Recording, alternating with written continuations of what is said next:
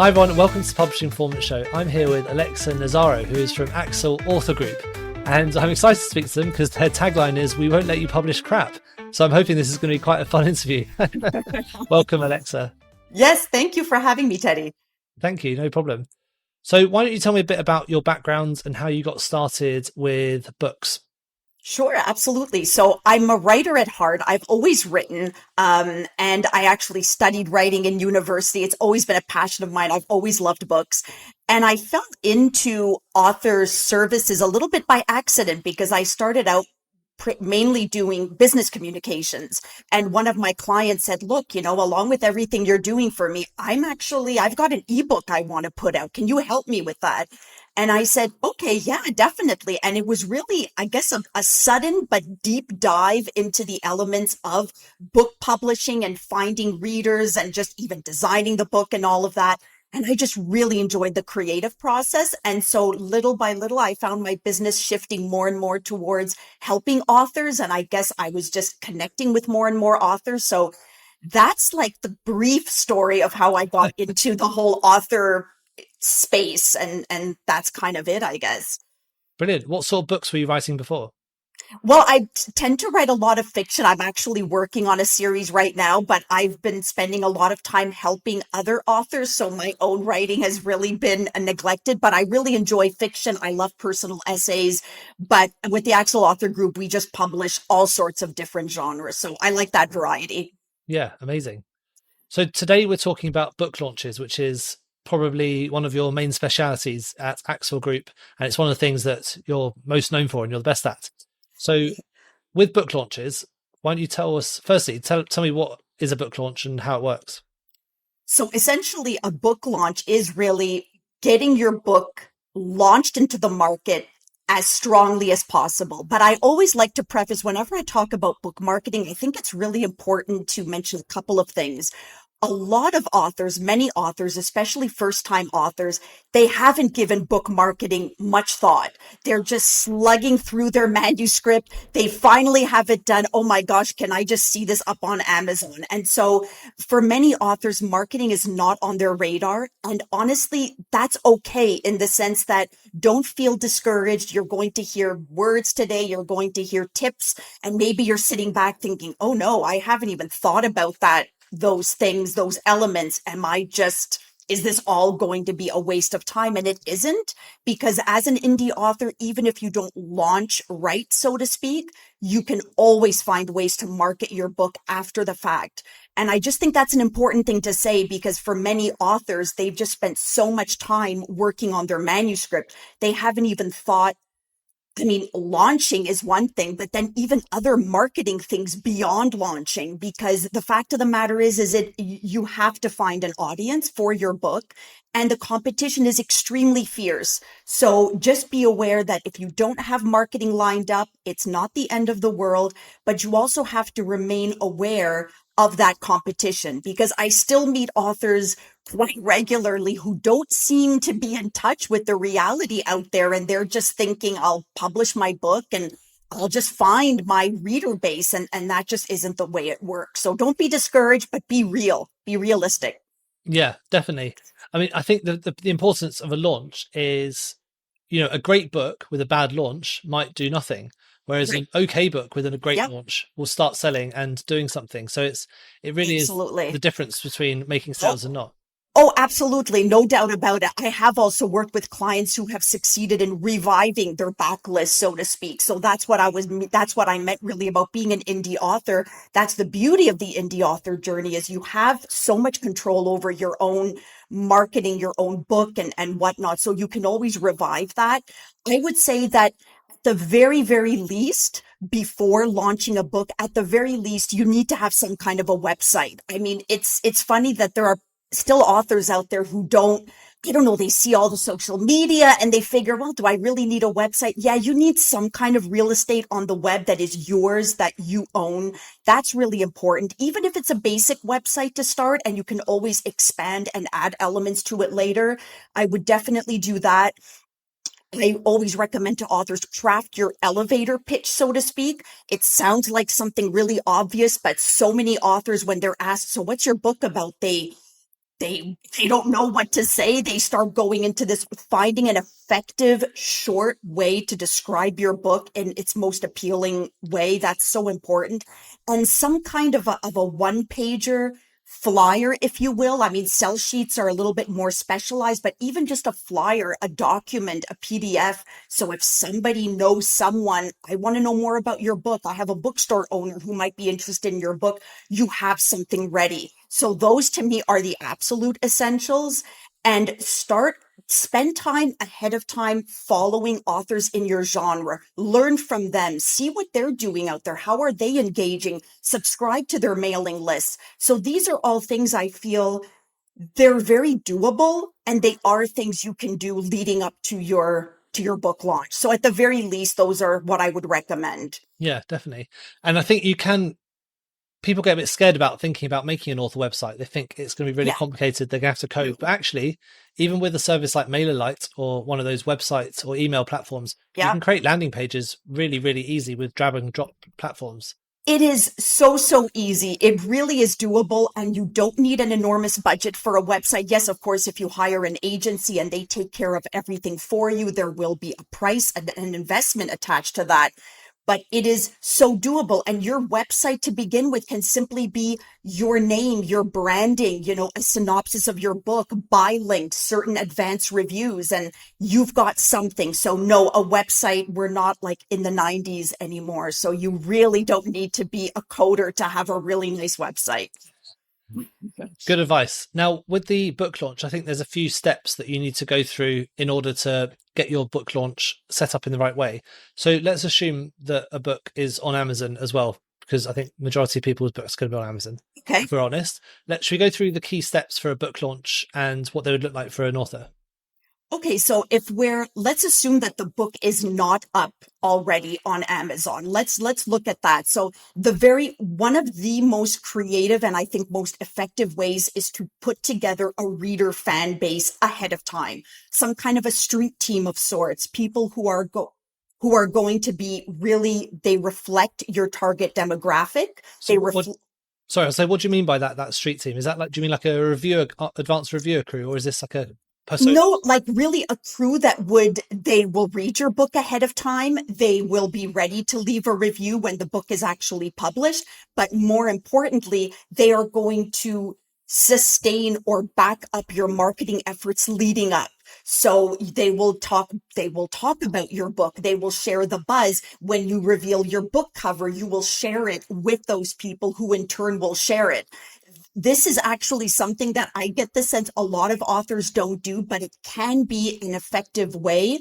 And it's a very grassroots way. It doesn't require a lot of investing other than time. So you don't want just 2 or 3 people. You'd like to have several people, and they can be people There's nothing wrong with that. But as long as they do reflect your target readership so that it appears more credible, that to me is something really, really important.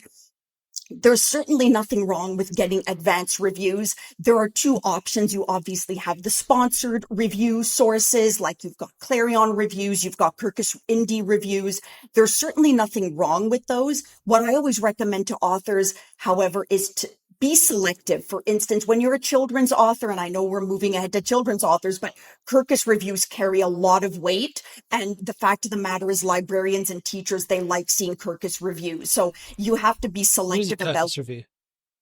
A Kirkus review is essentially, it's published by Kirkus. So Kirkus is a huge book review source. They review many traditionally published books, but they have also opened their doors to indie books. And so it's a sponsored review, meaning there is a price attached. But what I always tell authors who opt for this, and I don't recommend it for every author, but for the authors who do opt in for that, the idea is you just get all you really want is you want to have one good quote from Kirkus. That's really what you want. And that can make a huge difference. You put it on your book cover, you put it on your website. So those are some advanced review sources. There's also always the option of trying to go the traditional route. And those are like, for instance, for indie authors, Forward Reviews is an extremely reputable review magazine. They will not review every submission. So you have to go through the more traditional submission process. And that's where time is critical. So if you really want to launch your book properly, you will have to delay publication if you want to do certain things. You can't just get your book up and say, okay, I've waited long enough. I'll do some of these things later. The launch requires time. So advanced reviews are just that. They are advanced reviews. So especially for certain submissions, they're going to want to, they will ask you, are you willing to push out your publication date? Let's say an average of 6 months. So if you're willing to do that, and even if it's just about taking a chance, but if you do land one of these reviews, it could be great for you, then why not do it? I worked with a children's author whose book was selected for forward reviews, and it's great, but it's hard to do, but you have to be willing to invest that time and be patient. So those are definitely good sources. And I think there's nothing wrong. This can be, it might sound more like a pipe dream, but there's nothing wrong with targeting authors in your genre, maybe not superstar authors who probably get solicited day and night for book reviews and whatnot, but mid-tier authors. The key here, though, is to stand out. So it's all about how you package your book, how you approach them. But there's nothing wrong with doing that, because even if you don't necessarily get a review, you might just get some responses from them. And I've had that experience too, which is really, really cool. But again, it requires time. So that's my opinion about reviews. So you think sending your book out to authors who are already in your niche is a good way to get that first bit of feedback? I think it's a long shot, to be completely honest, but I think it can be effective, because at the very least you will stand out. But the key is to stand out. So for instance, for one book launch, we actually put together, it was a middle grade book, and it told the story of a boy on a ship. So we created literally little ship carts, and we put the book in, and we went through a lot of trouble, but it did elicit some responses, which was really, really cool. But again, it's all about whether that's the route you want to take. But if you do take that route, it's all about standing out. You cannot just look like the slush pile. You just can't. Yeah. So this is the bit that's like before the books actually got onto the Amazon or onto listing. Absolutely, absolutely. And then obviously from there, once your book is launched, there's nothing wrong with starting to solicit reviews. One of the things that I think is important is to nurture relationships ahead of time. So back when I was talking about what to do before the book launch, I think following authors in your genre are important, but I also think joining certain associations can be really, really effective, like the Independent Book Publishers Association. They have really opened their doors recently to individual authors. There are some wonderful educational resources that are offered by these organizations, and it gives you an opportunity to network. And you can find some influencers in those circles who can also help you. But it's relationship building, because influencers and whatnot, they will know, oh, this is somebody who's just spraying and praying. They're just approaching me. They have no idea who I am. So once again, it's a question of time. Yes, if you work with an agency like ours, we alleviate that time. But for authors who want to do as much as possible on their own, those things take time. Yeah. Right. Okay. And so once the book is on Amazon, so what you've talked about so far is kind of creating that pre-launch buzz. So it's about how you get people talking about the book, how you get those, how you get the advanced reviews. Now, once the book is on Amazon, and I know you've got a package which is all around the Amazon bestseller campaign. Yep. So how does that work? How do you do that to make sure the book is doing as well as possible on Amazon? So, I mean, obviously there are different things you can do. One of the first things I recommend, and a lot of authors don't do this, is optimize your Amazon presence, your book's presence on Amazon. So this goes back to some of the basics, like a really good, effective book synopsis, picking the right categories, picking the right keywords. And Teddy, you and I know there are some great tools out there to help authors do that. And I really recommend that you take the time and you do that properly, so that you are in the proper niche categories. And then what we do is we will actually leverage different mailing lists to announce the book. But one of the things that I'm really careful about when I talk about Amazon bestseller campaigns, I always tell my authors, remember, the goal is not necessarily to be a bestseller. Yes, it's great to hit the top of the charts and to be there for a while.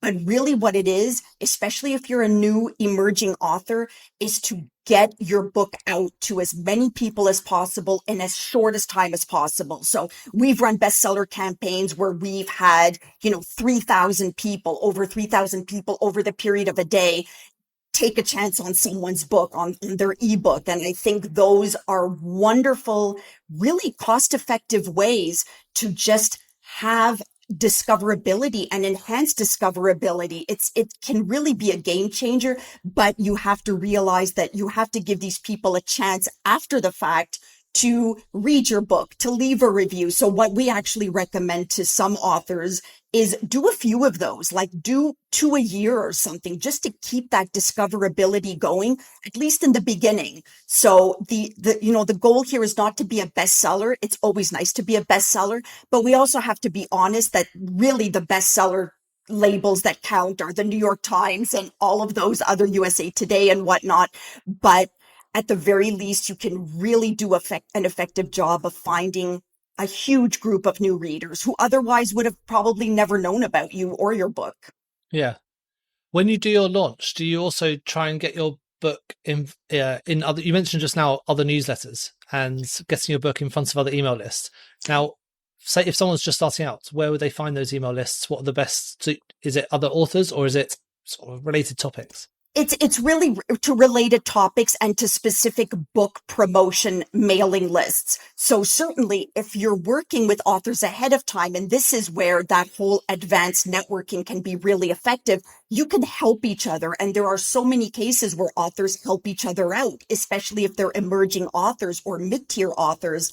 You can sort of piggyback on their mailing list and then they will piggyback on yours. And this can be a really effective growth, a growth booster. And I mean, that's something that we do too at the Axel Author Group is we partner with other industry peers and we share each other's knowledge and that's really effective. So yes, those are definitely good, but also mailing lists that really, they just have a very strong reader base.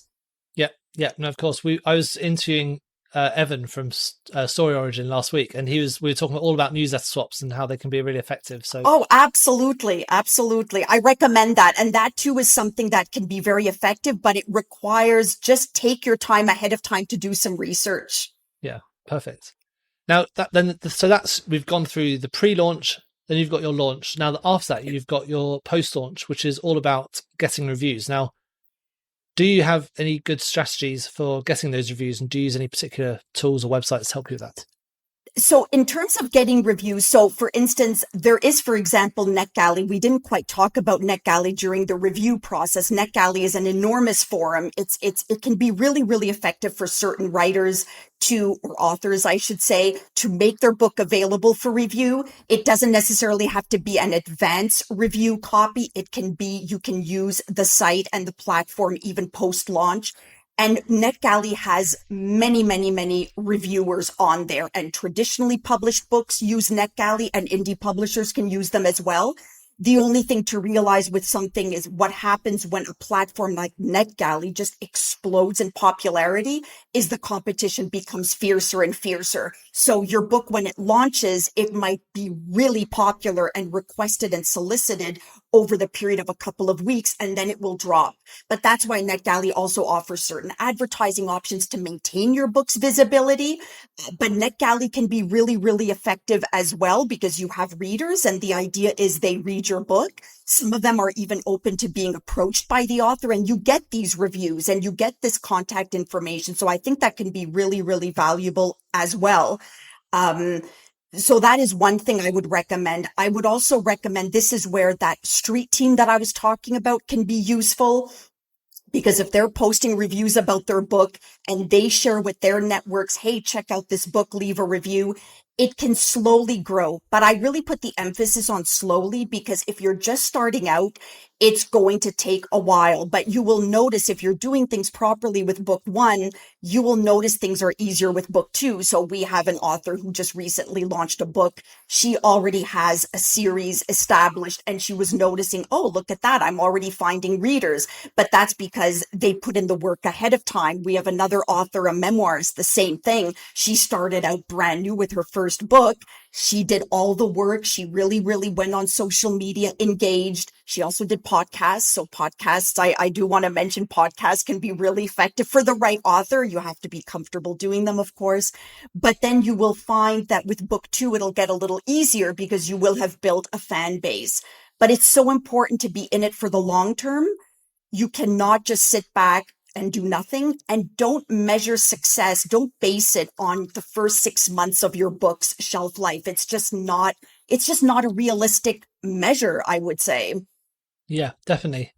That's interesting that you mentioned coming on podcasts, because obviously that's something I am very passionate about. But for authors, what advice have you got for finding podcasts? Because so for some of the authors that have appeared on this podcast, I've generally found them. Some have got in contact with me, but if people want to go and find podcasts, what's the best approach for doing that?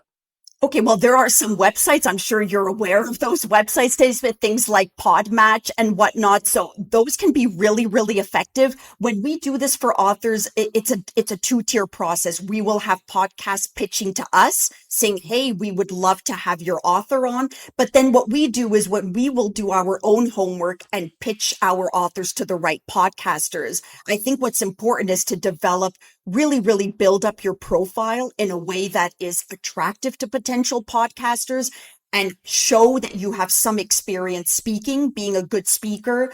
And this is where even some speaking coaching can come in handy, or at the very least, having on hand your elevator pitch, having on hand certain stories. Authors are always underestimating the level of interest people have in things like, what's your writing process? What's your ritual? What inspires you? But just having some information about yourself that you feel comfortable delivering is a good step. Mm. And what's so interesting about the way that your business works compared to maybe a lot of others that I've seen is it does feel like when an author comes to you, you kind of take them on board and say, look, come with me. We'll show you exactly what you need to do. We'll handhold you through different processes. If there's something you don't know, we'll help you to get to that next level or to level up your game. Like, for example, coaching and speaking, things like that. Absolutely. And I think customization is so important when we talk about launching and book marketing in general, because there's no one size fits all. We have packages because we find sometimes it's easier for authors who can just be overwhelmed by everything they need to do. But beyond the package, we always sit down with the author and figure out who is your target market, what's right for you. For instance, bookstore signings could be really appropriate for one author and completely moot and pointless for another. Media kits, courting the media, that could be really appropriate for one author and not for another. So try not to do everything, A, because you'll probably just get exhausted, and B, I'm sure not everything will be working or right for you. You being the author, I'm not speaking to you necessarily. Don't worry, I'm a beginner at this stuff too. Yeah. Now, all of the stuff we've talked about today, does it count equally if your book is in any type of format? For example, does it matter if your book's an ebook or audiobook or in paperback, or is it all a similar sort of process? I would say it's a similar process, but I think that I like staggering the launch. So, for instance, if most authors, they will launch their paperback and ebook more or less at the same time. But when we do audiobooks, I always recommend to authors, let's hold off a little bit so that you have another piece of news to share with your network. And that is really very, very effective. What's also nice about an audiobook is you can also optimize and leverage the network that your narrator has. Frequently, narrators, they're also out there. They want to court people and they want to become known. So then they share the launch. So I recommend at the very least keep audiobook separate so that you just have a bit of a stag and it just gives you a reason to get back in touch with people. Yeah. So it's a slightly different process with audiobooks. Because you've got that narrator as well. you've got someone else who's on your team who can help promote too, because it's Absolutely. Absolutely. And there are different things you can do. You can release little samples. I mean, there are so many different things you can do with your audiobook. Put a sample up on your website. And audio is really, it can be a very nice marketing opportunity that kind of literally speaks for itself in a way, you see? yeah. Have you been practicing that line? No, I haven't actually. This is totally spontaneous. I'm going to use it. I'm going to keep using it. Audiobooks speak for themselves. The speak for themselves. Exactly. There we go. A new tagline. Now, the process we've been talking about today have been mostly for adult books, and I can see how it would work for fiction and non-fiction, but for children's books is something maybe I don't know quite as much about. I know you're experts in children's books, and basically the difference between children's books and especially non-fiction books, in my opinion, is I think it's harder with things like keywords and trying to work out what customers are searching for. So, for example, I've got this book here. It's about like how to write a sitcom, and keywords that are obvious. How to write a sitcom. That's what I searched on Amazon. It's projects I'm working on. For a kid's book, if it's a kid's book about, I don't know, a magic dog, for example, people don't necessarily search for child's book about magic dog because that's not something that you'd naturally search for usually. So what does the launch process look a bit like for the children's books as well? So if we just want to look at, for instance, keywords or categories, let's talk about Amazon categories, at least for juvenile fiction, for children's books. When you think about your book, think about most children's books have some kind of a lesson attached. So what is the lesson that is attached? So it can be self-esteem, it can be self-confidence, it can be family and reinforcing the value of family, for example.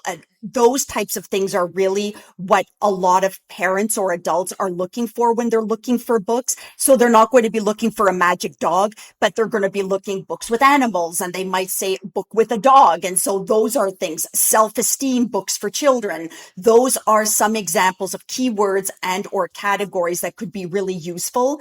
One of the big things I would say with children's books and children's book authors is when you're marketing your book, you're obviously not marketing directly to children. You're marketing to adults. So you have to really emphasize what are the messages and what is the value of the messages in your book that can enrich a child's life. So that's one key difference. The other thing I would say, schools and libraries can be such wonderful marketing tools, and courting those schools and libraries, which is a whole other thing. If your book is grade level appropriate, take the time and come up with a curriculum guide with some activities and discussion questions and start courting schools for that. That can be really good. Build alliances with libraries, go to library conventions. All of these things take time, but they can really make a difference because librarians and teachers, they can really champion your book probably more effectively than just a regular reader can. So those are important connections to make.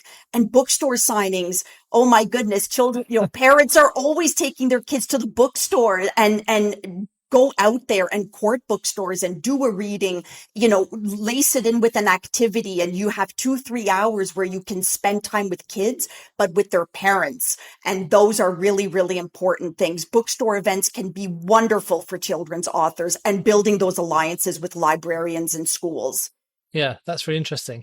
I mean, just having that conversation compared to the early conversation shows how important it can be to get that slightly more personalized approach, especially if you're not too confident on the entire launch process, because it is going to be different for different books where, it might not be appropriate to have a book signing for one type of book, but for your children's book, that would be the best thing to do. Oh, absolutely. And having certain marketing materials on hand, just as a little side note, I always recommend coloring pages, depending on the age of your target reader, coloring pages, different activities.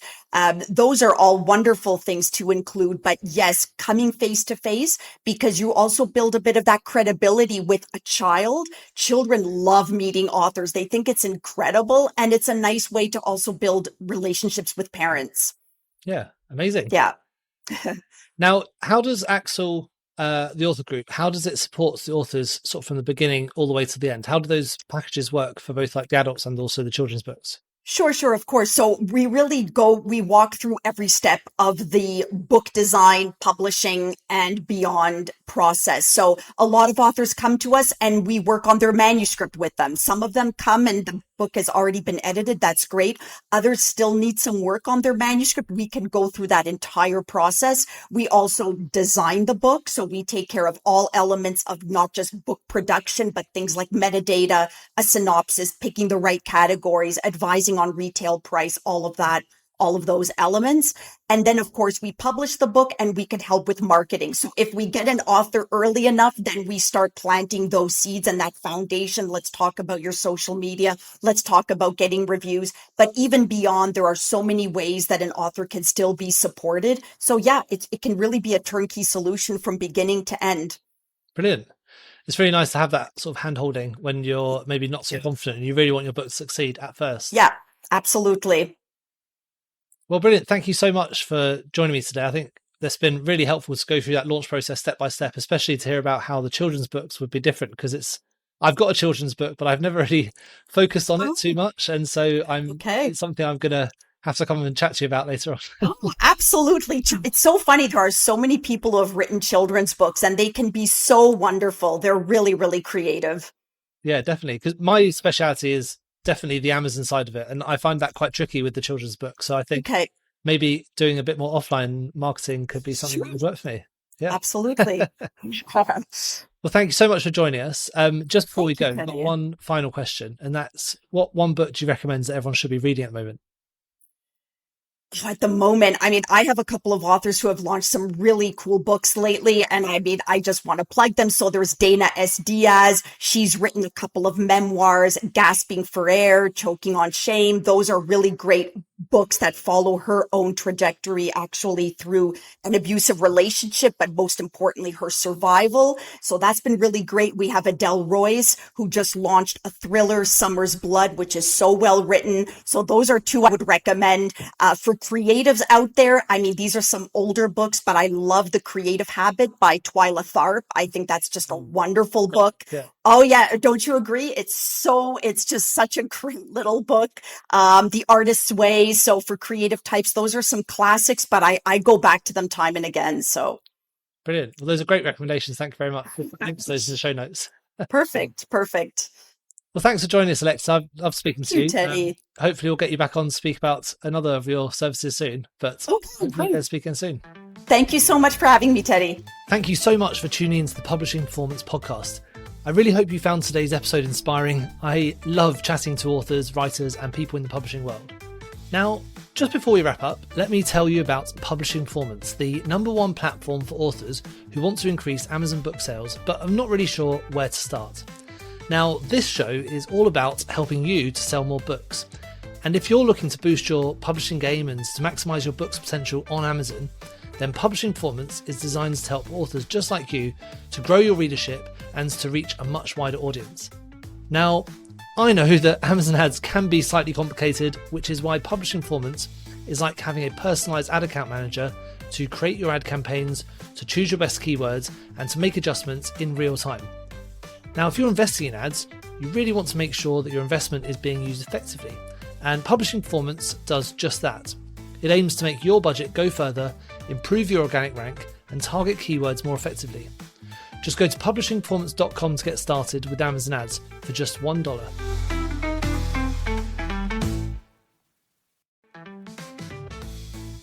Thank you so much for tuning into the Publishing Performance podcast. I really hope you found today's episode inspiring. I love chatting to authors, writers, and people in the publishing world. Now, just before we wrap up, let me tell you about Publishing Performance, the #1 platform for authors who want to increase Amazon book sales, but are not really sure where to start. Now, this show is all about helping you to sell more books. And if you're looking to boost your publishing game and to maximize your book's potential on Amazon, then Publishing Performance is designed to help authors just like you to grow your readership and to reach a much wider audience. Now, I know that Amazon ads can be slightly complicated, which is why Publishing Performance is like having a personalized ad account manager to create your ad campaigns, to choose your best keywords, and to make adjustments in real time. Now, if you're investing in ads, you really want to make sure that your investment is being used effectively, and Publishing Performance does just that. It aims to make your budget go further, improve your organic rank, and target keywords more effectively. Just go to publishingperformance.com to get started with Amazon ads for just $1.